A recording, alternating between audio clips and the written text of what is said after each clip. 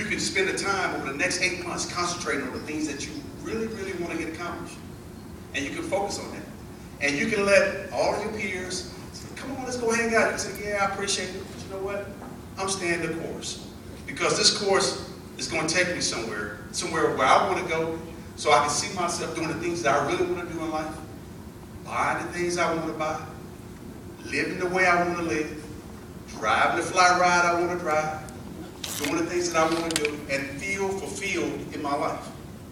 Those are some of the decisions that you can make. Or you can be the guy with the swag, have all the chicks. At the end of the school year is over with, go off and do what you got to do. You can have both lives, to be honest with you. But what I have found is the guy that got all that swag, he thinks that's the way life is going to be all his life.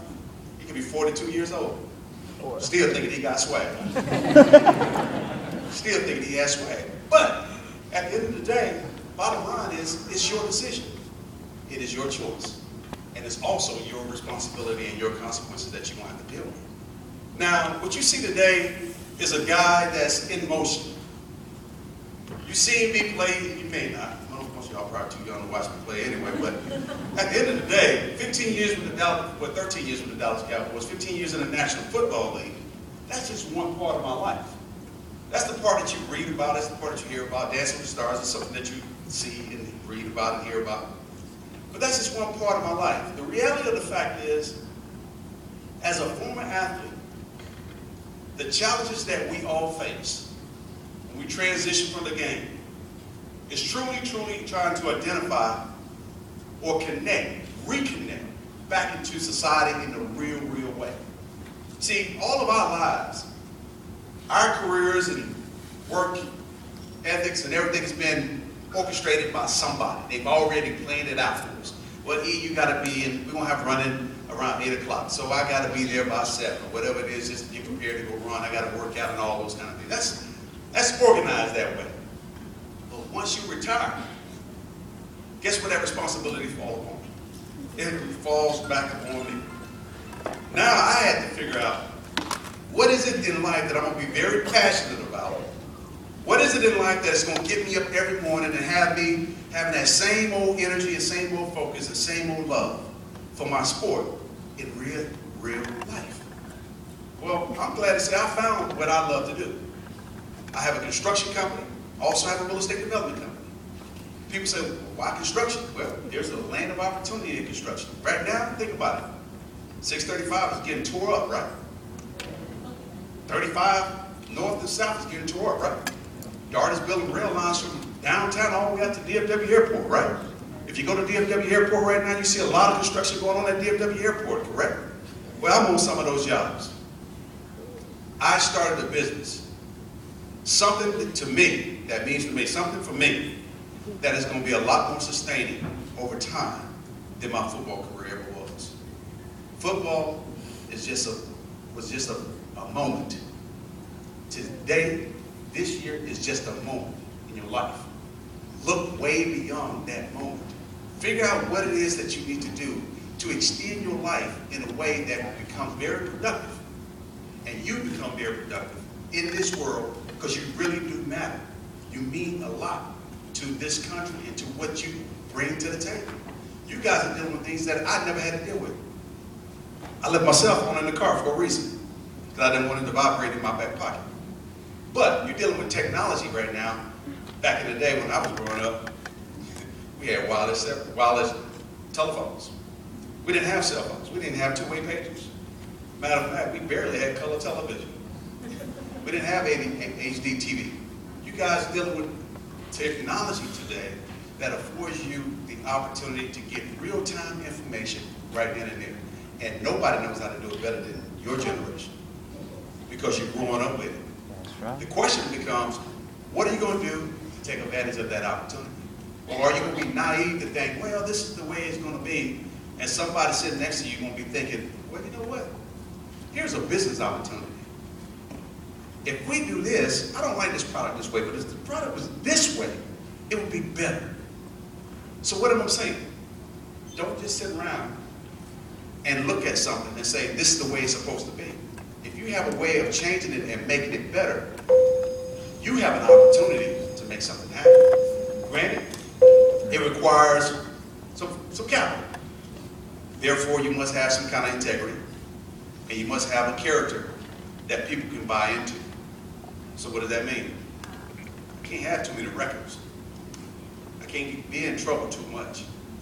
Because when people do background checks on you, they want people of integrity, they want people with character, they want people that are committed, they want focus, they want people that are very passionate about what they do. And if I can't find the passion in you or don't see it, how can I invest in you? In other words, you have to be a person of integrity. When you go to the banks and all those things that you will have to deal with.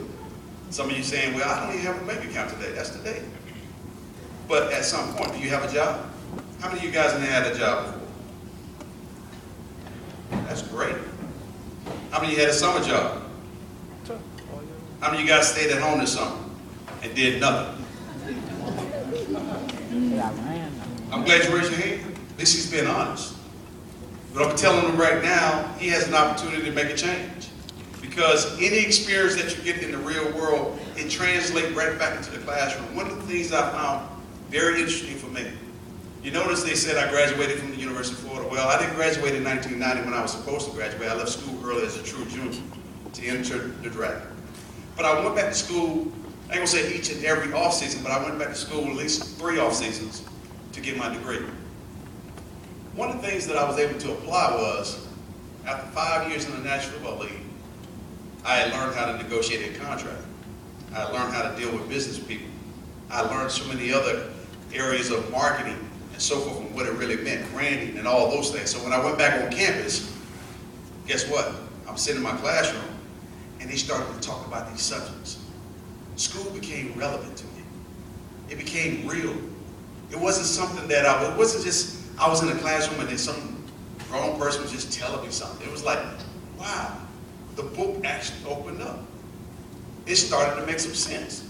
Then I was able to ask questions because I had a real world experience applying it to a textbook application.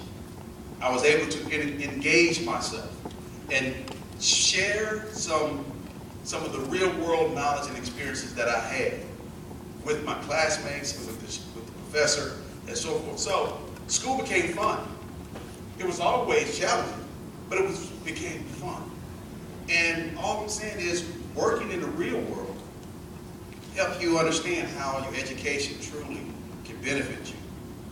Only if you're paying attention. Only if you can connect the dots. I like to use the word connect the dots. Because over here, life is pretty simple. That structure that I'm talking about that we had in football is the same structure that you need to have in your life. That structure that I'm talking about in football that you have to have in your life is the same structure that you have to have in business. That structure that you have in football and life and in business is the same structure that you need to have on your job if you're working. That discipline, that focus, it's not different. And again, I'm going to go back to what you see right now as a guy in motion. Yes, I have 5 kids and a wife. And they all like to eat. They like to go out and hang out. So, as a father, I take pride in what I do. I take pride in the folks that I'm living for. I'm living not only for my family, but I'm also living to share this knowledge with people like you. Because it's not that often that you have an opportunity to have someone like me come and sit down and chat with you about my life or about real world type situations. And oftentimes you look at your teachers like they're crazy, but they're not. They're extremely smart people. They've been there, done it, got a t-shirt for it, trust me. You have wisdom sitting in front of you. My advice, sit there, listen, soak it up, and understand what they're trying to tell you. Because for me as an individual football player, my goals were set high. Not because it was something that somebody told me. It was because it's something that I saw. I saw Walter Payton as the all-time leading rusher. And I saw how many yards he had. I saw how many years he played. I saw Roger Staubach play football. But I also saw Roger Staubach transition from the game and start the Staubach Company, which is a real estate brokerage house, and sold it for $700 million. Made way more than he did on the football field. My point is, you don't have to be an athlete to be very successful. You have to use your brain. Even in sports, we have to use our brain. But $700 million, Magic Johnson transitioned from the game of basketball. Now he has $1 billion fund. Billion, not million, billion. Some of us don't even think that high. But don't set your sights so low. Because you have the potential to be anything that you want to be in this country. But you definitely have to apply yourself. And no one is going to give it to you. So you definitely have to earn it. And the way you start earning it is by doing the little things today to make the big things happen tomorrow. You understand what I'm saying? Am I boring you yet? Cool. Are we talking real talk? Real talk. So pull them saggy pants up. Straighten yourself up. Walk around like you're going someplace. Look like you're going someplace. You heard that saying, fake it until you can make it? I don't believe in that saying. I believe looking like you already made it and then convincing people that you earned the right to be where you are. That's what I believe in. So at the end of the day, whatever you do, always set your sights high. And never, ever, ever let anyone tell you that you cannot achieve anything in this world. Because you truly can. You truly can. But it's all up to you. It's all up to you. Not up to me. It's up to you. I've already achieved the things that I have achieved in life. And it wasn't easy. It wasn't easy at all. Because I got tired of hearing people telling me I was too small, not fast enough, could never make it as a college running back, let alone even as a pro running back. I was going to get creamed. There were times when I did get creamed, but I got back up. And there was times when you had to really challenge yourself and overcome things. So I'm telling you right now, you have to have self-confidence. You have to believe in yourself, truly. Because if you don't believe in yourself, who else will? Who else will? And you cannot look to others to constantly pat you on the back. You cannot. Humility is a wonderful thing to learn. Trust me when I tell you this. Because if you're humble, all the stardom that you gain in your life and all the stardom that you may have, it doesn't affect you. Because stardom is like a light switch. It's on right now, but if I turn it off, it's gone. Then until you turn it back on. But what happens if you cannot turn that star light back on? Which happens in just about every sporting person's career. That light goes out. It dims. But as I said in my couple of examples between Magic Johnson and Staubach, when the light went out, their star got brighter. Because it got brighter in a world where they connected people and they made a difference in people's lives. They made a difference in your life. Period. Think about some of the grocery stores that you go and shop at. Think about it. Roger Staubach probably brokered that deal. Think about some of the places that you go and enjoy the movie theaters that you go to. Roger Staubach probably brokered that deal. And there are some other companies out here that has the ability to do the same thing. But the point that I'm making is the light got brighter as they transitioned from the game. You have a chance to make your life brighter than what it is today. You have a chance to go off to the next level. But the next level for you is college.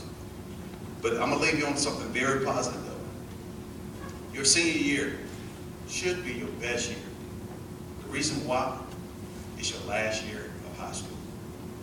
These years are the years that you will remember for the rest of your life. The relationships that you currently have right now with folks are some of the best relationships that you might ever have in life. And as you go forward, some of the relationships that you currently have right now, they won't be able to go with you. My wife used to tell me this all the time. Everybody can't go where you're going. Therefore, you got to drop some folks off. So all that heavy baggage and dragging things along, sometimes you got to cut the umbilical cord and let it go. Those are tough decisions. But you have to ask yourself this question. Is it that or is it this? Is it my past or is it my future? Is my past holding me back from reaching my future? If it is, cut it off. Cut it off. And the quicker you make that decision, the better you can pick yourself up and the faster you move. You never seen a fast guy run